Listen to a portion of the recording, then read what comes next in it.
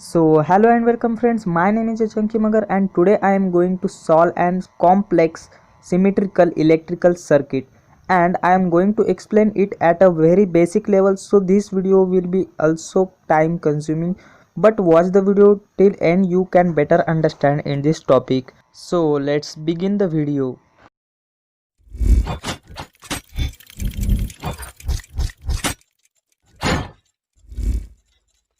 Question में given है value of each resistance is same that is R. मतलब यहाँ पे जो आपको रेजिस्टेंस दिख रहे हैं ये सारे रेजिस्टेंस उसकी वैल्यू जो है वो है आर और find equivalent resistance. So equivalent resistance निकालना है, लेकिन between point A and B हमें पॉइंट ए और बी में से बी का इक्विवेलेंट रेजिस्टेंस निकालना है। तो अब देखिए जो मेन करंट है सर्किट में, समझिए पॉइंट ए से पॉइंट ए पॉजिटिव टर्मिनल और पॉइंट बी नेगेटिव टर्मिनल, और पॉइंट ए से मेन करंट जो है वो आई एंटर होता है सर्किट में, और तो बी में से जाने वाला जो करंट है उसकी वैल्यू जो होगी वो आई ही होगी, क्योंकि हमें पता है जब भी कोई बैटरी या फिर सेल, अगर समझिए ये सेल है और ये समझिए कि एक सिंपल सर्किट है, क्लोज सर्किट है, एक की एमीटर जो भी कुछ है, तो अगर करंट आई इसमें से निकलेगा तो करंट आई ही फिर से बैटरी में आना चाहिए, तभी सर्किट अच्छे से वर्क होता है। तो हमें पता है कि करंट आई ही वापस से आएगा। तो अब देखिए ये जो फिगर है ये पॉलीगॉन है और पॉलीगॉन इज सिमेट्रिकल। अभी ये देखो ये सिमेट्रिकल है और ईच सर्किट की जो वैल्यू है वो सेम है, तो हम यहाँ पे सिमेट्रिकल रूल यूज कर सकते हैं। तो सिमेट्रिकल रूल में हम क्या करते हैं, फर्स्टली तो डिफरेंट पॉइंट्स की पोटेंशियल डिफरेंस हम नोट कर सकते हैं या फिर करंट के यूज से हम पता कर सकते हैं। तो सिमेट्रिकल रूल में क्या होता है कि अगर मतलब इस डॉटेड लाइन की एक साइड जो है, this is suppose this is left side in which we can see that suppose here this branch and this branch are opposite, and this branch and this branch are opposite, and this branch and this branch is opposite. So we know that if current I2 is going from this branch, the current I2 must go from this branch, because the main current I must be must have to gone out of this circuit. Okay, so अगर यहाँ पे I2 आएगा, I4, I7 आएगा, यहाँ पे भी देखो अब I7, जैसे कि यहाँ I7 है और I4 और I2 जाएगा तो मेन करंट I बाहर निकल जाएगा। और जैसे कि आप यहाँ देख सकते हैं, अभी देखिए मेन करंट आया, यहाँ से 3 ब्रांच चालू हो, यहाँ से 3 ब्रांच जो है निकल रहे हैं, एक ये I2 वाली, ये I3 वाली और I1 वाली। सो जो मेन करंट I है वो स्प्लिट हो गया I2, I3 एंड I1 में, और बाद में I2 यहाँ से गया, यहाँ पे आ गया, बाद में फिर से I2 स्प्लिट हो गया I5 एंड I4 में। अभी देखिए यहाँ पे हमने देखा कि ये जो ब्रांच है A C, तो वहाँ पे I3 करंट चला गया। अभी सिमेट्रिकल रूल में हम क्या करते हैं, अगर यहाँ पे I3 गया तो अपोजिट साइड में, मतलब समझिए कि ये मिरर है और इस मिरर के अपोजिट साइड में हमें जो रिफ्लेक्शन मिलेगा वहां से भी करंट I3 ही फ्लो होगा, तो यहाँ पे भी करंट I3 फ्लो होगा। लेकिन नेगेटिव टर्मिनल कौन सा है, B, तो डायरेक्शन कौन सी होगी I3 की, B की तरफ, और A से जो करंट आएगा वो A से मतलब फार अवे चला जाएगा, मतलब B की तरफ चला जाएगा। तो मतलब अब देखिए I3 करंट यहाँ से आया और यहाँ पे चला गया, मतलब I3 करंट जो है वो C पॉइंट पे स्प्लिट बिल्कुल भी नहीं हुआ। अभी देखिए I4, बाद में I4 यहाँ पे आया, स्प्लिट हो गया I6 एंड I7 में। अभी I6 गया यहाँ पे C की तरफ। अब देखिए सिमेट्रिकल रूल यूज करते हुए हम बता सकते हैं कि यहाँ भी मतलब अपोजिट साइड है ना, ये वाला मतलब I6 की जो ब्रांच है उसकी opposite side in the mirror जो कि है ये वाली ब्रांच वाली, तो यहाँ भी I6 फ्लो होगा लेकिन टुवर्ड्स द B, मतलब इसकी डायरेक्शन कहाँ पे होगी, इधर, और फिर यहाँ से वो ऊपर चला जाएगा B की तरफ। मतलब अभी देखिए I6 यहाँ से आया और यहाँ पर पूरा का पूरा I6 चला गया, मतलब I6 जो है वो C पॉइंट पे बिल्कुल भी मतलब स्प्लिट या फिर डिस्ट्रीब्यूट नहीं हो चुका है। सेम है I5 पे आप देख सकते हैं I5 आ गया और अपोजिट साइड में भी I5 है, तो वो सीधे के सीधे चला गया। अभी देखिए इस ब्रांच का हमें अभी कुछ पता नहीं, तो हम डिनोट कर देते हैं कि यहाँ पे I9 है और ऊपर जाने वाला I8। देखिए I7 यहाँ पे आया इस पॉइंट पे, यहाँ पे इस पॉइंट पे, और फिर ऊपर चले जाने वाला करंट जो है वो I8 और नीचे जो रिमेनिंग है वो है I9। अभी देखिए I8 ऊपर चला गया तो उसकी जो मिरर इमेज है यहाँ पे, तो कौन सा करंट फ्लो होने वाला है, I8। सो सिमिलरली यहाँ भी I8 फ्लो होगा, लेकिन डायरेक्शन जो होगी वो नीचे की तरफ, यानी कि वो करंट जा रहा है B की तरफ। ओके, अभी देखिए यहाँ भी I2, यहाँ भी I4, यहाँ I5, I6, I8, I8, I6, I5, I3। अभी देखिए I3 आया, यहाँ ही चला गया। देखिए I3 आया C पर, लेकिन स्प्लिट नहीं हुआ, ऊपर चला गया। तो हम एक अनदर फिगर बनाए हैं यहाँ। अब देखिए यहाँ पे हमने कॉन्टैक्ट जो है C पे, जो इन वायर्स का कॉन्टैक्ट था वो तोड़ दिया। क्यों तोड़ दिया? क्योंकि I3 आया और वैसे ही ऊपर चला गया। मतलब I3 यहाँ से आया ऐसे और ऐसे ही ऊपर चला गया। तो यहाँ पे कोई मतलब कांटेक्ट हो ही नहीं सकता ना, तो हमने यहाँ से कांटेक्ट तोड़ दिया। अभी देखिए I5 यहाँ से आया C से, C में कांटेक्ट है, लेकिन डायरेक्टली यहाँ पे चला गया, यहाँ पे इस डायरेक्शन में आप देख सकते हैं। मतलब ये भी कांटेक्ट में नहीं है, तो हम यहाँ पे एक एरो बना देते हैं। I5 ऐसे आया और डायरेक्टली ऐसे चला गया। ओके, अभी देखिए यहाँ से हमने ये पॉइंट दे चुके हैं कि हम यहाँ पे, क्योंकि थोड़ा सा ईजी जा रहा है। तो अब देखिए यहाँ से I6 यहाँ पे चला गया और यहाँ भी I6 आ गया, मतलब C पे वो I6 करंट भी स्प्लिट नहीं हुआ। तो अब यहाँ से I6 करंट आ गया और डायरेक्टली यहाँ से यहाँ पे चला गया। सेम बात है F पे, I8 करंट ऊपर चला गया, C की तरफ चला गया, कांटेक्ट था, लेकिन पूरा का पूरा I8 करंट यहाँ पे आ गया इस मिरर ब्रांच में। तो C पे I8 करंट जो है वो भी स्प्लिट नहीं हुआ, तो ये हमने ऐसे कांटेक्ट तोड़ दिया। अभी देखिए ये जो सर्किट है हम इसे इजीली विजुअलाइज कर सकते हैं, लेकिन फिर भी इजी वे में बताने के लिए मैंने आपके लिए एक और सर्किट बना दिया है जो कि सेम दिस सर्किट को वेरीफाई करता है। तो चलिए मैं आपको ये सर्किट एक बार बता देता हूँ। अभी देखिए इस सर्किट में ए और बी ब्रांच दिख रहा होगा, हमारी ब्रांच है ना यहाँ पे ए और बी। तो ए और बी के ब्रांच में एक रेजिस्टेंस है जिसकी वैल्यू होगी आर, क्योंकि हर रेजिस्टेंस की वैल्यू आर है ना, तो उसकी वैल्यू भी कितनी होगी आर। तो हम आर लिख देते हैं। यहाँ पे ए और बी के बीच में एक रेजिस्टेंस है आर। अभी देखिए ए और बी के ऊपर ये जो ब्रांच है जो सी की तरफ जाती है, ये आप यहाँ पे देख सकते हैं। तो ए से सी तक और सी से बी तक वापस एक ऐसी ब्रांच है। तो हम कह सकते हैं कि ये रेजिस्टेंस है, ये वाला ऊपर वाला ए बी ब्रांच पर, उसको पैरेलल है ये दो रेजिस्टेंस, और ये दो रेजिस्टेंस सीरीज में है। तो हमने लिख दिया ऐसे, ये मतलब हमने ड्रॉ कर दिया है ऐसे, ये दो रेजिस्टेंस जिसकी वैल्यू भी कितनी है आर। तो ये दो रेजिस्टेंस हो गए, हम यहाँ पे क्रॉस कर देंगे। अब देखिए ए से और एक ब्रांच निकलती है जो जाती है डी की तरफ, और डी से फिर डी से सी की तरफ, सी से आई की तरफ, आई से बी की तरफ। तो अब देखिए अगर हम इसको सीरीज में करें, ये जो रेजिस्टेंस है ए डी पर का जो रेजिस्टेंस, डी सी पर का जो रेजिस्टेंस, और सी आई पर का जो रेजिस्टेंस, और आई से बी तक का जो रेजिस्टेंस, हम कह सकते हैं कि वो सीरीज में है। तो हमने क्या कर दिया, ए से एक ब्रांच बना ली ए डी, जैसे यहाँ पे देखिए ए डी जिसका वैल्यू होगा आर। सभी रेजिस्टेंस आर है, लेकिन मैं आर क्यों ड्रॉ कर रहा हूँ, इससे हमें पता चलेगा कि हम मतलब कहाँ तक हमने ये समझ लिया है। तो अब ये देखिए डी से जो है आई तक दो रेजिस्टेंस है, एक ये रेजिस्टेंस और एक ये रेजिस्टेंस, डी से आई तक। सो डी से आई तक हमने दो रेजिस्टेंस बनाए जिसकी वैल्यू भी होगी आर। डी से आई तक हमने दो रेजिस्टेंस बनाए। अभी देखिए आई से बी तक एक रेजिस्टेंस बनाया, क्योंकि आप देख सकते हैं आई से बी तक एक रेजिस्टेंस है, तो आई से बी तक एक रेजिस्टेंस जिसकी वैल्यू भी होगी आर। नाउ अब देखिए जो डी और आई पॉइंट है वहां से भी एक ब्रांच और निकलती है जो कि होगी D E C H I. वहां पे रेजिस्टेंस है चार, ये एक रेजिस्टेंस है, ये एक रेजिस्टेंस है, ये एक रेजिस्टेंस है, और ये एक रेजिस्टेंस है। तो हमने चार और रेजिस्टेंस बना लिए। ये एक रेजिस्टेंस जिसकी वैल्यू भी आर, और ये एक रेजिस्टेंस। ई से एच में दो रेजिस्टेंस है, आप देख सकते हैं ई यहाँ पे कांटेक्ट नहीं है, और एच दो रेजिस्टेंस है, तो हमने भी दो रेजिस्टेंस बना लिए जिसकी वैल्यू भी आर ही होगी। और एच से आई तक आप देख सकते हैं, एच से आई तक जो एक रेजिस्टेंस है जिसकी वैल्यू भी होगी आर, सबकी वैल्यू आर है। अब देखिए ई से एच तक आप देख सकते हैं, ई से एच तक हमने यहाँ पे तीन रेजिस्टेंस बनाए हैं, और ये तीन रेजिस्टेंस जो है वो है ये ई और एफ, और ये जो मिडल रेजिस्टेंस है ये, और वो जी और एच वाला रेजिस्टेंस। ये तीन रेजिस्टेंस यहाँ पे हमने निकाले हैं। और जो मिडल रेजिस्टेंस है वहाँ पे ऊपर दो पैरेलल में मतलब पैरेलल में दो रेजिस्टेंस है, आप यहाँ पे देख सकते हैं, ये एक रेजिस्टेंस और ये एक रेजिस्टेंस जो है वो इस रेजिस्टेंस को पैरेलल में है, तो हमने बना लिए। और इन सब की वैल्यू जो है वो होगी are.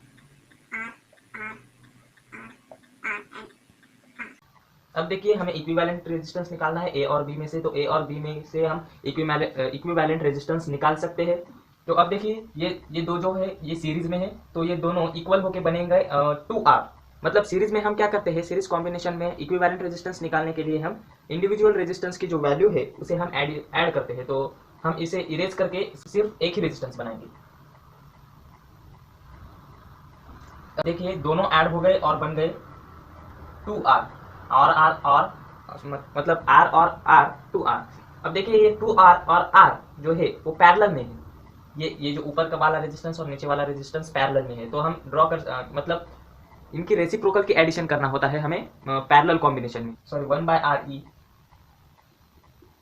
Equals to 1/2R plus 1/R equals to 1/2R plus, अगर हम इस 1/R को 2 से मल्टीप्लाई करें तो हमें मिलेगा 2/2R। अभी डिनोमिनेटर सेम है तो न्यूमरेटर को हम ऐड कर देंगे, तो 3/2R। ये है 1/RE, तो RE क्या होगा 2R/3। अभी देखिए ये दो जो रेजिस्टेंस है 2R और R, ये दो रेजिस्टेंस, इन दोनों को मिलाकर हम लिख सकते हैं 2R/3। तो हम इसे भी इरेज करेंगे और लिखेंगे 2R/3। अब देखिए हम लिखेंगे यहाँ पे एक ही रेजिस्टेंस 2R/3 ओम्स।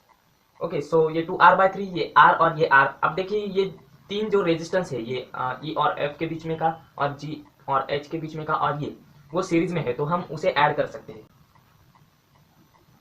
तो अब हम उसे ऐड करेंगे तो RE क्या होगा यहाँ पे, RE equals R plus 2R/3 plus R। अभी 3 जो है वो R में मल्टीप्लाई होगा और इसमें ऐड होगा, तो हम डिनोमिनेटर में मतलब डिनोमिनेटर जो है वो इक्वल कर सकते हैं। तो 3R प्लस 2R प्लस यहाँ भी 3 मल्टीप्लाई होगा 3R/3, सो 8R/3। सो ये वैल्यू है इन तीनों की एडिशन की, तो हम उसे भी इरेज करके 8R/3 मतलब ये जो वैल्यू है वो वहाँ पे एक ही रेजिस्टेंस बना के दे सकते हैं। तो ऐसे ही इरेज करते करते सॉल्व करते करते हम आंसर तक पहुंच जाएंगे। सो 8R/3। अभी देखिए 8R/3 और ये जो दो R है वो पैरेलल में है और ये दो R सीरीज में है, इसलिए इनकी एडिशन होगी, तो दोनों मिलकर क्या बनेगा 2R। तो हम यहाँ पे एक ही रेजिस्टेंस बनाते हैं 2R वाला। तो अब ये है 2R। अब ये देखिए 2R और 8R/3 जो है वो पैरेलल में है, तो फिर से हम पैरेलल कॉम्बिनेशन का जो फॉर्मूला है वो यूज करेंगे। सो 1/RE equals 3/8R plus 1/2R। अभी डिनोमिनेटर सेम करना होगा, तो अगर हम इसको 4 से मल्टीप्लाई करेंगे तो ये 8R बन जाएगा और ऊपर 4। So 1/RE equals 3/8R plus 4/4 to the 8R। So अब डिनोमिनेटर सेम, न्यूमरेटर को हम ऐड कर सकते हैं। सो 4 5 6 7/8R ये इक्वल है 1/RE के, तो RE जो होगा वो होगा 8R/7। सो 8R/7। सो ये दोनों का जो इक्विवेलेंट रेजिस्टेंस है वो है 8R/7। तो फिर से इरेज करके हम एक ही रेजिस्टेंस बनाएंगे यहाँ पे, जो कि होगा 8R/7। ये है 8R/7। अभी देखिए ये दो जो रेजिस्टेंस है वो सीरीज में है, और ये रेजिस्टेंस और ये रेजिस्टेंस सीरीज में है, ऐसे करके। ये देखिए ऐसे, और ये दो, अब ये मतलब समझे ऐसे। अब ये देखो ये सीरीज में है, तो ये दोनों मिलकर हो जाएंगे 2R, और ये तीन जो है वो भी सीरीज में है, तो उनकी भी एडिशन। तो सबसे पहले यहाँ पे हम लिख देंगे 2R करके, ये है 2R और ये तीन जो है उनकी एडिशन होगी। तो फिर से हम एडिशन करेंगे यहाँ पे, दैट इज RE इक्वल्स ये एक R plus 8R/7 plus R। अभी 7R से मल्टीप्लाई होगा R, ये इस R से भी मल्टीप्लाई होगा, तो 7R plus 8R plus 7R/7 equal 7 और 7 जो होगा वो होगा 14। सो 14R प्लस 8R/7, 8 और 14R होता है 22R/7। सो 22R/7 जो है वो इसकी वैल्यू है। सो इन सब को मिटाकर हम सिर्फ एक ही रेजिस्टेंस बनाएंगे, जो कि है ये 27 इंटू R/7 वाला रेजिस्टेंस। तो यहाँ से हम बनाएंगे 22R/7। सो अब देखिए 22R/7 और जो 2R है वो पैरेलल में है, तो हम फिर से यहाँ पे पैरेलल कॉम्बिनेशन का जो इक्वेशन है वो यूज कर सकते हैं। तो अब देखिए 1/RE इक्वल्स 7/22R, इसका रेसिप्रोकल होगा 7/22R और इसका 1/2R प्लस 1/2R। अभी 2R को 22R बनाने के लिए हम इसको 11 से मल्टीप्लाई कर सकते हैं, तो ऊपर भी 11 होगा। 1/RE equals 7/22R plus 11/22R। अब देखिए 7 और 11 को हम ऐड कर सकते हैं, तो 7 और 11 हो जाएगा 18/22R। लेकिन ये है 1/r, ये 1/r ये है। सो आर ई दोनों का रेसिप्रोकल करने के बाद हमें मिलेगा 22r/18। सो इन दोनों की जो इक्विवेलेंट रेजिस्टेंस बनेगा वो होगा 22r/18। तो इसे इरेज करके हम फिर से लिख सकते हैं यहाँ पे सिर्फ एक ही रेजिस्टेंस जो कि होगा 22r/18। 22r/18। अभी देखिए ये r, ये 22r/18 और ये जो r है वो सीरीज में है और ये दो r भी सीरीज में है और ये सिर्फ एक ही r है, मतलब एक ही रेजिस्टेंस है। अब ये दो सीरीज में है तो इन दोनों का मिलकर हो जाएगा 2r। सो ये होगा 2r। अब ये देखिए ये तीन ऐड होंगे तो हम यहाँ पे लिख सकते हैं RE इक्वल्स इसके लिए, इस ब्रांच के लिए। सो RE इक्वल्स ये R और ये R 2R plus 22r/18। Okay, अभी देखिए 18 टू जा 36। सो 36r प्लस 22r/18। अभी 36 प्लस 22 जो है वो 58r/18। ओके, सो ये टोटल ब्रांच हम इरेज करके सिर्फ एक ही रेजिस्टेंस बनाएंगे जो कि होगा 58r/18। अब ये देखिए हम इसको 2 से डिवाइड कर सकते हैं, जैसे कि ये कट होके होगा 29। Okay, 2 2 4, 1 remaining and 2 9 18। ये 2 9 18। Okay, now this will becomes 29r/9. So we will write here only single resistance that will be equal to 29r/9। अभी देखिए ये तीनों की रेजिस्टेंस जो है वो पैरेलल में है तो हम कह सकते हैं 1/RE equals reciprocal of this reciprocal summation of this three resistance. So 9/29r plus 1/2r plus 1/r। अब देखिए इनके हम अगर एडिशन करें रेसिप्रोकल की तो सबसे पहले ये 9/29r हम वैसे ही रख देंगे, 1/2r इसको 2 से मल्टीप्लाई कर देंगे तो हमें मिलेगा 2/2r। 9/29r plus 3/2r। अब आप देख सकते हैं 3/2r। अभी देखिए 2 को हम किसी भी नंबर से मल्टीप्लाई करने पर 29/r नहीं आने वाला, तो हम क्या करेंगे, सिंपल मैथमेटिक जो स्टेप्स है वो यूज करेंगे। 9 2 18r और 29 3 87r bye 29 2 58r 58 and r into r, that is r square. So this will become r square. Now 87r और 18r जो एडिशन होगा वो आएगा 105r by 58r square. r ये कैंसिल और एक r कैंसिल तो हमें मिला 105 बाय 58r। लेकिन ये जो है वो 1/RE। तो हमारा RE जो हमें मिलेगा वो क्या होगा, RE होगा 58r बाय 105। ओके, सो 58r बाय 105। सो ये है इस मतलब इस सर्किट का फाइनल आंसर ये है। तो हम कह सकते हैं कि ये तीन जो रेजिस्टेंस है यहाँ पे 29r/9, 2r और r, इन तीनों को मिटाकर हम सिर्फ एक ही रेजिस्टेंस लगाएंगे जो कि जिसे हम इक्विवेलेंट रेजिस्टेंस कहते हैं, जो कि होगा 58r बाय 105।